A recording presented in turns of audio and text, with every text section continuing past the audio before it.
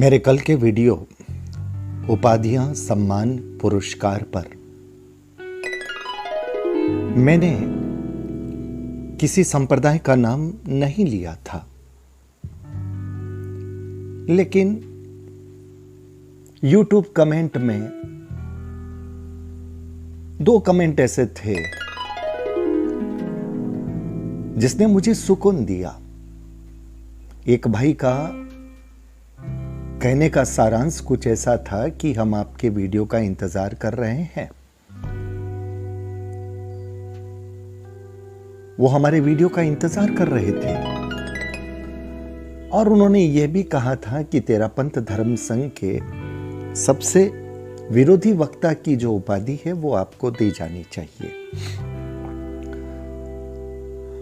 अब ये दी जानी चाहिए, अगर आपको ये उपाधि मुझे देनी है तो फिर उनसे कहिए जो उपाधियां देते हैं साहब।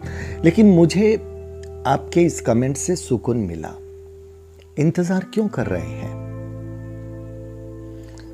आपको जो बात अगर अच्छी नहीं लगती तो आप उस बात को सुनना पसंद नहीं करते ना, ये एक साइकोलॉजी है। लेकिन आप इंतजार इसलिए करते हैं क्योंकि आपको भी कहीं कहीं ऐसा लगता है कि जो हो रहा है वो सही नहीं हो रहा।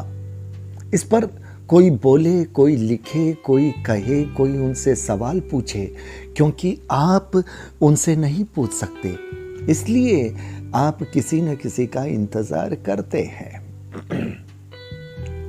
आप मुझे कोसते भी हैं, मेरा इंतजार भी करते हैं, लेकिन चूंकि आप मेरा इंतजार करते हैं इसलिए आप अगर कोसते भी हैं तो वो आपका अधिकार है। एक महिला व्यूवर्स का भी कुछ ऐसा ही था कि मैंने अपने कुछ जान पहचान वालों को ये कहा था कि देखना अब इस पर भी शाम तक वीडियो आने वाला है। मुझे अच्छा लगा कि मुझे लोग सुन सुन करके भविष्यवक्ता और अच्छे भविष्यवक्ता बन गए हैं। हालांकि मेरा कल का वीडियो सिर्फ तेरापंथ या किसी भी पंथ या संप्रदाय पे नहीं था, वो कहीं ना कहीं सबकी बात कह रहा था।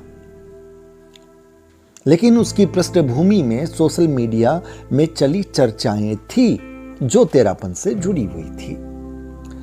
लेकिन आज का वीडियो मैं तेरापंथ की कल की घटना पर दे रहा हूं।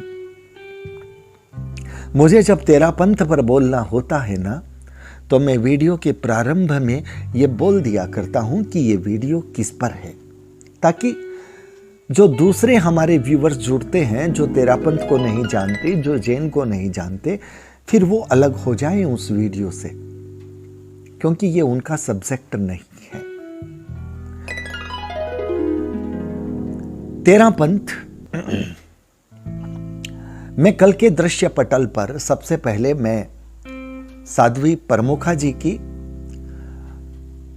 प्रमुखा के रूप में एक जिम्मेदारी, एक दायित्वपूर्ण पद को संभाले हुए जो एक 50 वर्ष का सफर, जिन्हें स्वर्ण जयंती कहा जा सकता है, अमृत महोत्सव के रूप में मनाया गया।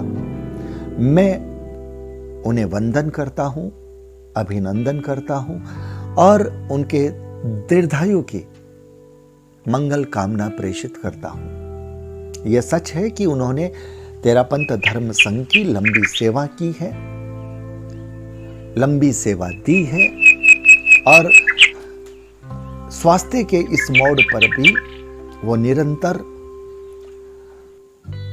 सक्रिय, जितनी स्वास्थ्य उन्हें अनुमति देता है उसके आधार पर वो रह रही हैं और अपने दायित्व बोध की अनुपालना कर रही है।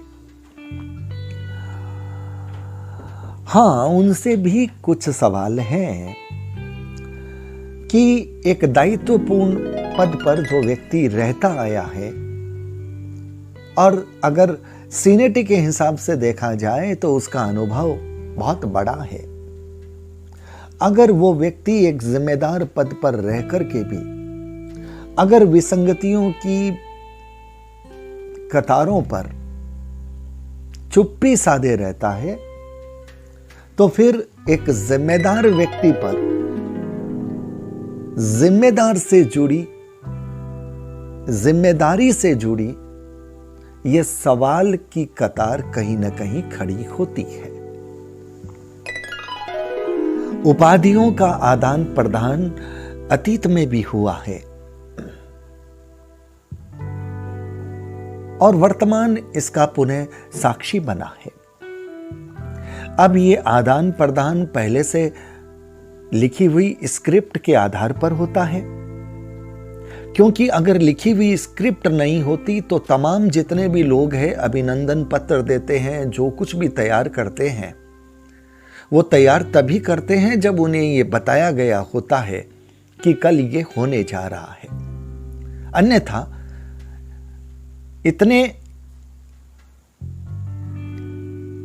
इस रूप की तैयारी संभावित नहीं हो सकती। अब जो सम्मान, जो उपाधियां पहले से तय हों, स्क्रिप्ट के अनुसार हों,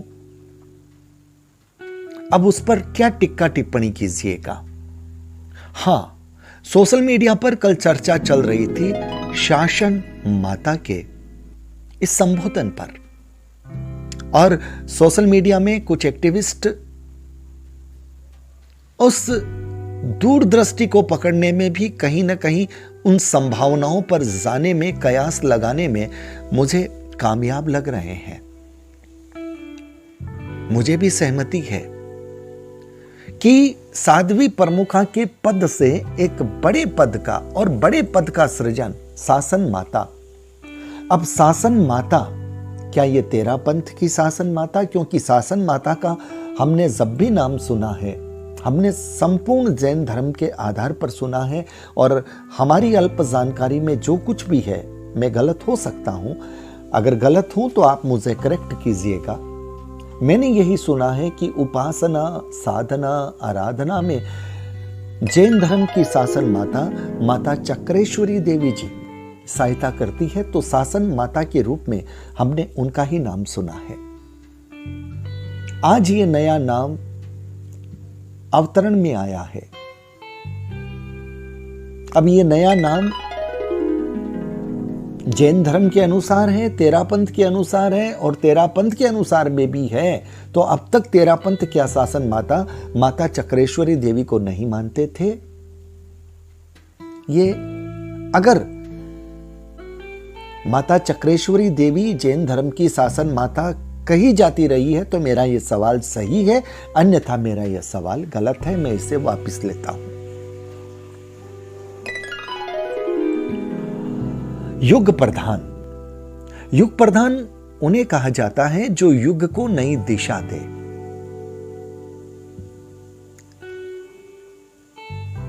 आचार्य तुलसी को युग प्रधान मिला था क्योंकि वो क्रांतिकारी थे। उन्होंने सामाजिक कुरीतियों का उस वक्त विरोध किया जब सामाजिक कुरीतियां मुंह बाहें सामने खड़ी थी। उन्होंने हिम्मत की थी। उन्होंने अपने संपूर्ण जीवन में कई संघर्ष किए, बड़े संघर्ष उनके नाम थे। राष्ट्रीय परिवेश में आचार्य तुलसी का नाम छाया था।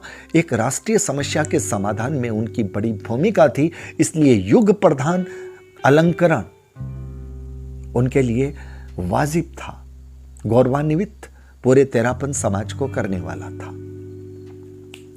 अब जब उपाधियों का आदान प्रदान होता है तो आप युग प्रधान, शासन माता या और कोई भी संबोधन आप दे सकते हैं, ले सकते हैं। हालांकि आध्यात्मिक परिवेश में यह अपेक्षा नहीं होती, क्योंकि सामाजिक, साहित्यिक, राजनीतिक तमाम परिवेशों में उपाधियां, सम्मान दिए जाते हैं, खरीदे बेचे जाते हैं। ये हमने सुना है। एक दूसरे को स्थापित करने के लिए गठजोड़ किया जाता है।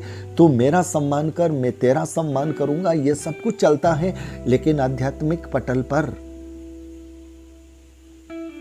अगर पूर्व लिखित स्क्रिप्ट के आधार पर यह तय होता है तो साहब फिर यह सम्मान अतीत के उन पन्नों का नहीं, यह सम्मान नाम तो दिया जाता है अतीत के उन पन्नों का, और वर्तमान के इस सफर पर चुप्पी रखने के हस्ताक्षर का ये पुरस्कार है, ये सम्मान है। और ये सम्मान भविष्य की एक दूरदृष्टि, एक संभावना को भी बताता है।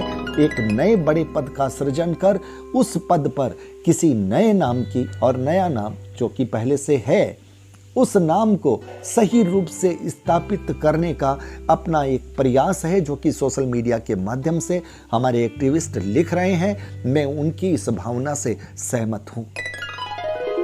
संभावना है और आने वाले 1-2 वर्ष में दिख सकती है, या कोई विशेष समारोह हो जाए वहां पर भी हो सकता है, क्योंकि अब साध्वी प्रमुखा जी तो शासन माता बन गई है। और ये जो सम्मान है, हो सकता है ये पहले से तय हो कि हम आपको ये बना रहे हैं, उसके बाद में यहां पर हम ये रखेंगे, इनको रखेंगे। आपको हमने बड़ा सम्मान दे दिया है।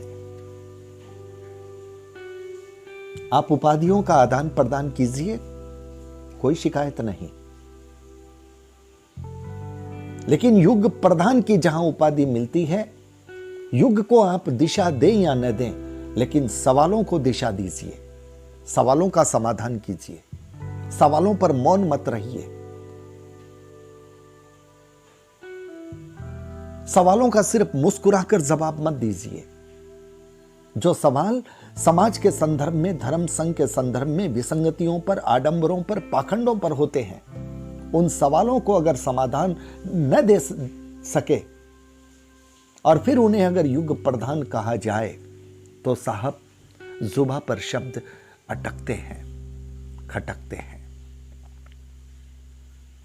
भेड़ की चाल से चलती हुई उस अंधनिष्ठ भीड़ को मैं कुछ नहीं कहूंगा, लेकिन समाज में जो जागृत लोग हैं उन्हें कुछ अटपटा लगता है, भले ही वो बोल ना पाए। और कुछ समाज के जागृत लोग बोलते भी हैं, लिखते भी हैं, कहते भी हैं। मैं फिर कहना चाहता हूं कि हमारा किसी से व्यक्तिगत विरोध नहीं है। हम संवैधानिक पद का पूर्ण सम्मान करते थे, करते हैं, करेंगे। लेकिन उस संवैधानिक पद की आध्यात्मिक जिम्मेदारी है, वो मार्गदर्शक है। और वो अगर अब वर्तमान में युग प्रधान भी है, तो साहब युग प्रधान से सवालों के समाधान की अपेक्षा की जा सकती है ना। बस वो ही कर रहे हैं। अगर हमारे सवाल नाजायज हैं, हमारे सवाल गलत हैं, तो वो स्पष्ट किया जाए, बताया जाए, हम करेक्ट करने को तैयार हैं। और अगर हमारे सवाल सही हैं, आपकी कार्य प्रणाली गलत है, आपका तरीका गलत है, तो फिर आपको अपनी कार्य प्रणाली, अपना तरीका सुधारना चाहिए। बस इतनी सी बात है और कोई बड़ी बात नहीं। व्यूअर साहब की जानकारी के लिए एक बात कह दूं कि आज या कल में एक ऐसा वीडियो आएगा जिसे आप कह सकते हैं कि एक बीच का मार्ग, एक मध्यम मार्ग, और एक ऐसी सोच चेन्नई के श्रीमान सुगाल चंद जी जैन साहब की, जिनकी सोच को सुनकर के मुझे इतना अच्छा लगा कि समाज के वयोवृद्ध लोग, जागरूक लोग कितनी चिंता कर रहे हैं। वो ये देख रहे हैं कि आजादी से पहले इस जैन समाज की स्थिति कितनी बड़ी थी और आज ये जैन समाज कहां आ गया है। उन्हें इस बात की चिंता है कि युवा पीढ़ी, प्रोफेशनल युवा पीढ़ी, व्यापार करने वाली युवा पीढ़ी के बारे में नहीं बोल रहा हूं, प्रोफेशनल युवा पीढ़ी यहां पर जाने में संकोच क्यों करती है। ये लोग अगर नहीं जुड़ेंगे तो समाज आगे कैसे बढ़ेगा। और इसके लिए एक विचार जन्म लेता है। उसी विचार को मैं आपके समक्ष आज या कल में रखने की कोशिश करूंगा। मेरा निवेदन है, उस विचार को आप जैन धर्म के जिस भी संप्रदाय में क्यों ना हो, अपने अपने संत गुरुओं तक पहुंचाइएगा। विचार दिल की गहराई से निकला है, विचार जैन समाज के हालातों की चिंता से निकला है। विचार आदमी से बड़ा होता है, विचार हमेशा विचरण करता है, आज नहीं तो कल, कभी न कभी उसकी उपयोगिता होती है। इस विचार को जरा समझने की कोशिश कीजिएगा, ये मेरा निवेदन है। आज के इस वीडियो पर अगर मेरे किसी शब्द से, मेरे किसी संबोधन से, मेरे विचार से, मेरे भाव से, मेरे अंदाज से, मेरी आवाज से अगर किसी को तकलीफ हुई हो तो माफ कीजिएगा। मेरा मकसद किसी के दिल को आहत करना नहीं है,